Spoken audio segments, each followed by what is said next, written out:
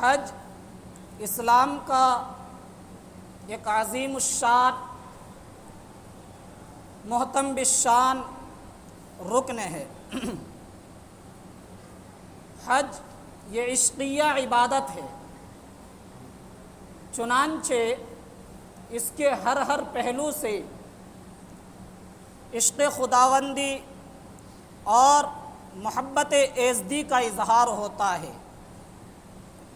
جب کوئی انسان حج کے لیے احرام باندھتا ہے تو گویا وہ اپنی زبان سے یہ اعلان کر رہا ہوتا ہے کہ وہ اب دنیا کے تمام جھمیلوں سے آزاد ہو کر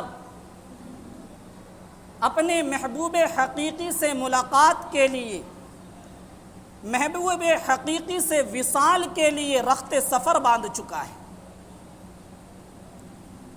اب اس کی ہر ادا، اس کی ہر نقل و حرکت عشق خداوندی کی ترجمانی کرتی ہے، چنانچہ اس کی زبان پر لبیک لبیک کی صدائیں جاری ہو جاتی ہیں۔ جب وہ خانہ کعبہ پہنچتا ہے، اللہ تبارک و تعالیٰ کے گھر کو دیکھتا ہے تو اللہ تعالیٰ کی محبت اس کے دل میں اور زیادہ بھڑک جاتی ہے، بیدار ہو جاتی ہے۔ ایک عجیب و غریب کیفیت اس وقت انسان کے اوپر طاری ہو جاتی ہے۔ اللہ تبارک و تعالیٰ کے گھر کے ایک مرتبہ دیدار کے بعد دوبارہ دیدار کا شوق اور زیادہ بڑھ جاتا ہے۔ اس کا بار بار دیدار کے باوجود اس کا من نہیں بھرتا، اس کی طبیعت نہیں بھرتی۔ پھر وہ اللہ تعالیٰ کے عشق میں، محبت میں مگن ہو کر دیوانہ وار اس گھر کا طواف کرتا ہے، اور اس کے بعد وہ صفا اور مروہ کے درمیان سعی کرتا ہے، دوڑتا ہے، بھاگتا ہے، اور اس وقت وہ اپنے بندہ ہونے کا بھرپور مظاہرہ کرتا ہے، اپنے محبوب کو منانے کے لیے ہر ممکن کوشش کرتا ہے، دعائیں کرتا ہے، گریہ و زاری کرتا ہے، گڑ گڑاتا ہے۔ یہ سب کس لیے؟ اللہ کی محبت میں۔ ایک حاجی جب اللہ تعالیٰ کے ساتھ اس درجہ محبت کا اظہار کرتا ہے تو اللہ تعالیٰ بھی اس کے ساتھ بہت زیادہ نوازشات کا معاملہ کرتے ہیں۔ ہر طرف حاجیوں کے لیے اللہ تبارک و تعالیٰ کی طرف سے انوار و برکات کی بارشیں ہوتی ہے، اجر و ثواب کو لٹایا جاتا ہے، ثواب کی بارش ہی بارش ہوتی ہے۔ سیدنا عبداللہ ابن عمر رضی اللہ تعالی عنہ کی روایت ہے، فرماتے ہیں کہ ایک مرتبہ میں رسول اللہ صلی اللہ علیہ وسلم کے ساتھ مینا کی مسجد میں تھا۔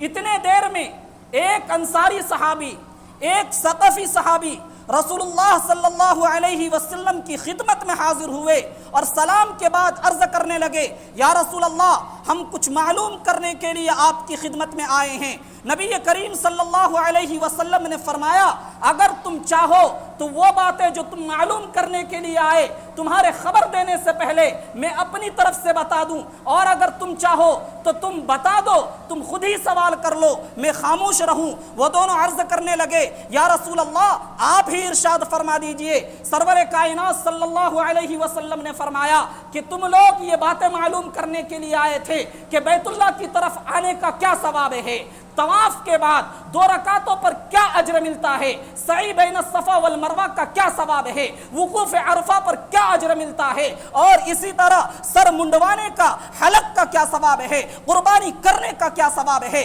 طواف افاضہ کا کیا ثواب ہے، جمرے پر کنکریاں مارنے کا کیا ثواب ہے۔ وہ دونوں کہنے لگے، اس ذات کی قسم جس نے آپ کو نبی برحق بنا کر بھیجا ہے، یقیناً ہم یہی باتیں معلوم کرنے کے لیے آئے تھے۔ رسول اللہ صلی اللہ علیہ وسلم نے پھر ان کے سوالات کے ترتیب وار جواب دیے۔ کہا پہلا سوال کہ بیت اللہ کی طرف آنے کا کیا ثواب ہے، تو سنو، تمہاری سواری کے ہر قدم پر ایک نیکی لکھی جاتی ہے، ایک گناہ مٹایا جاتا ہے۔ سوال نمبر 2 کہ طواف کے بعد جو 2 رکعت نماز پڑھی جاتی ہے اس پر کیا اجر ملتا ہے؟ آقا صلی اللہ علیہ وسلم نے جواب دیا کہ ان 2 رکعتوں پر اتنا ثواب ملتا ہے جتنا حضرت اسماعیل علیہ السلام کی اولاد میں سے کسی غلام کو آزاد کر دیا جائے اس پر ثواب ملتا ہے، اتنا ہی اس 2 رکعت کا ثواب ملتا ہے۔ سوال نمبر 3، سعی بین الصفا والمروہ پر کیا ثواب ملتا ہے؟ آقا صلی اللہ علیہ وسلم نے جواب دیا کہ 70 غلاموں کو آزاد کرنے کے برابر ثواب ملتا ہے۔ چوتھا سوال تھا وقوف عرفہ پر کیا ثواب ملتا ہے؟ نبی کریم صلی اللہ علیہ وسلم نے فرمایا کہ 9 ذی الحجہ کو حاجی لوگ میدان عرفہ کا وقوف کرتے ہیں، اس دن اللہ تبارک و تعالی آسمان دنیا پر نزول اجلال فرماتے ہیں اور ان بندوں کے فرشتوں کے سامنے ان حاجیوں پر اللہ تعالیٰ فخر کرتے ہیں اور کہتے ہیں میرے فرشتوں دیکھو میرے ان بندوں کو جو میری محبت میں اس قدر مگن ہو چکے ہیں، اس قدر مست ہو چکے ہیں، ان کے بال بکھرے ہوئے ہیں، انہیں اپنا کچھ پتہ نہیں، کچھ خیال نہیں، یہ دنیا کے کونے کونے سے صرف میری محبت میں اور جنت کی امید میں یہاں آئے ہیں۔ سنو اگر ان کے گناہ سمندر کے جھاگ کے برابر ہوں، ریت کے ذرات کے برابر ہوں، بارش کے قطروں کے برابر ہوں، میں اس عبادت کے طفیل ان کو بخش دوں گا۔ اس کے بعد اللہ فرماتے ہیں میرے بندو جاؤ بخشے بخشائے چلے جاؤ، میں نے تمہارے گناہوں کو بھی معاف کر دیا ہے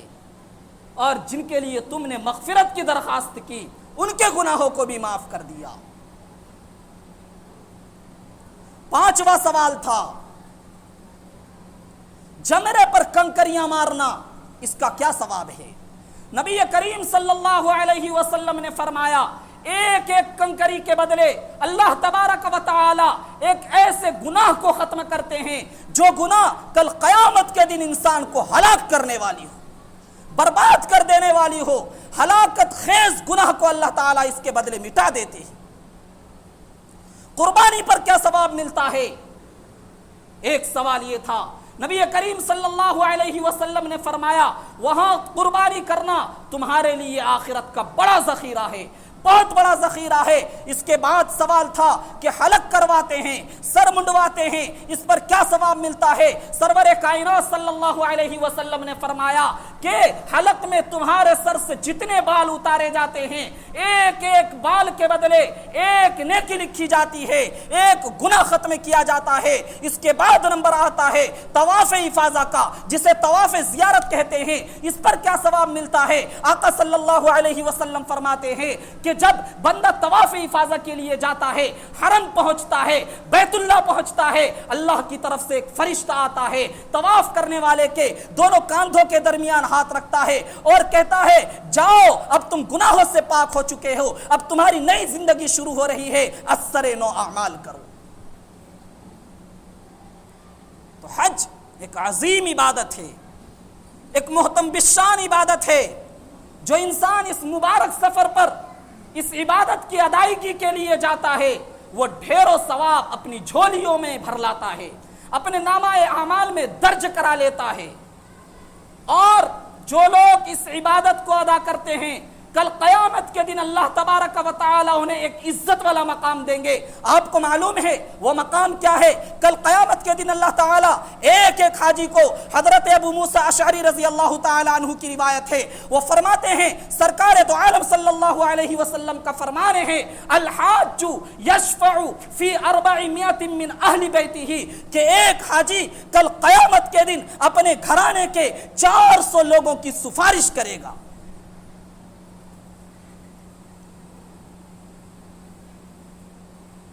ایک اور روایت ہے، سرور دو عالم صلی اللہ علیہ وسلم فرماتے ہیں الحج المبرور لیس له جزاء الا الجنہ، کہ حج مقبول کا بدلہ جنت ہے، اس کے سوا اور کچھ نہیں۔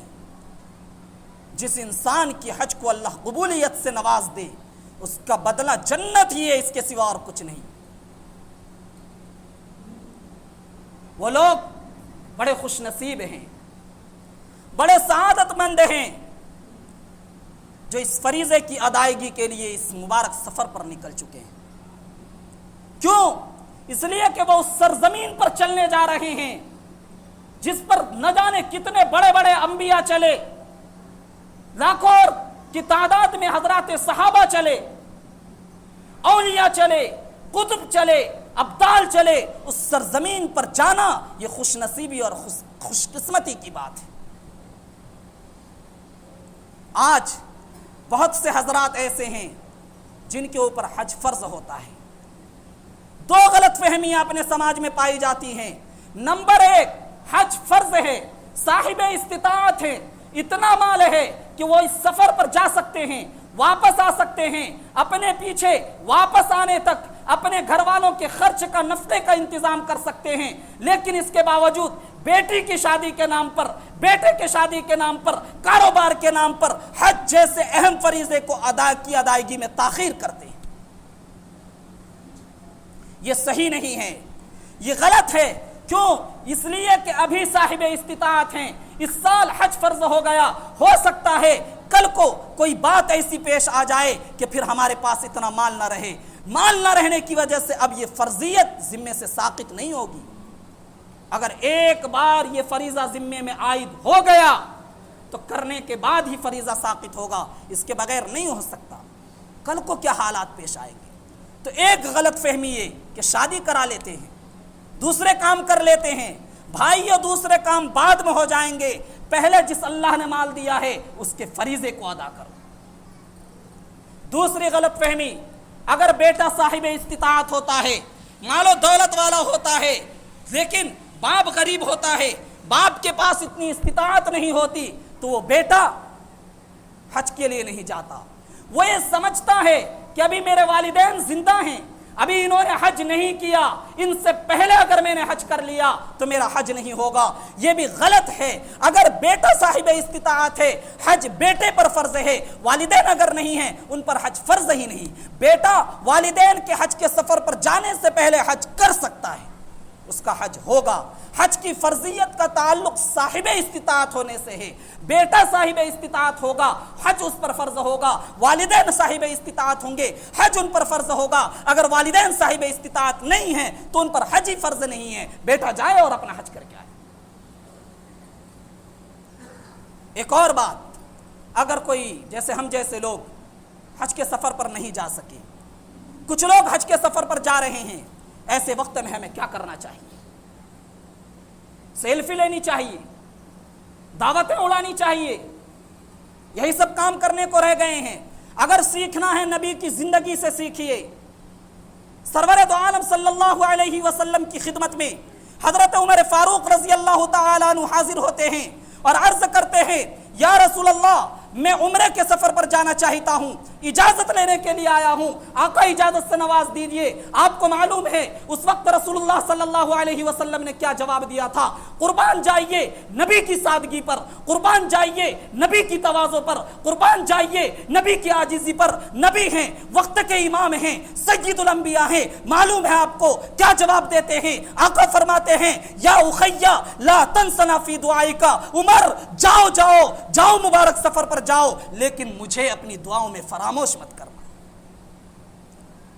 حضرت عمر سے درخواست کر رہے ہیں، دعا کی درخواست کر رہے ہیں۔ کون کر رہے ہیں؟ وقت کے امام کر رہے ہیں۔ کون کر رہے ہیں؟ سید الانبیاء کر رہے ہیں۔ کون کر رہے ہیں؟ اس دنیا کے انسانوں میں جو سب سے اعلیٰ ہیں، جو سب سے اشرف ہے، جو سب سے بلند مقام اور مرتبے والے ہیں، وہ دعا کی درخواست کر رہے ہیں۔ کرنے کا یہ کام ہے۔ دعوتیں اڑانا، مجلسیں لگانا، وقت ضائع کرنا، اس عبادت کی روحانیت کو ختم کرنا ہے۔ اور جب کوئی حج کے سفر سے واپس آئے تو معلوم ہوا کہ جانے والوں سے دعا کی درخواست کرنی چاہیے۔ اور جب کوئی حج کے مبارک سفر سے واپس آئے اس وقت مالا پہنانا چاہیے۔ پھر کیا کرنا چاہیے؟ مالا پہناتے ہیں، عجیب و غریب خرافات کرتے ہیں۔ مردوں اور عورتوں کا جانے کے لیے ایئرپورٹ پر اختلاف ہوتا ہے، بڑے بڑے قافلوں کے شکل میں لوگ لانے جاتے ہیں۔ کیا یہ صحیح ہے؟ بے پردگی کا مظاہرہ ہوتا ہے۔ کیا کرنا چاہیے؟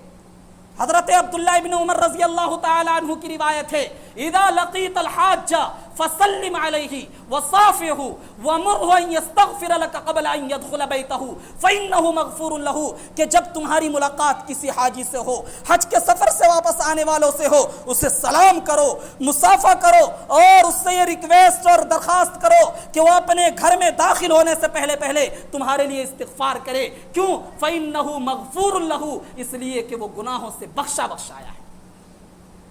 یہ کام کرنے کا ہے۔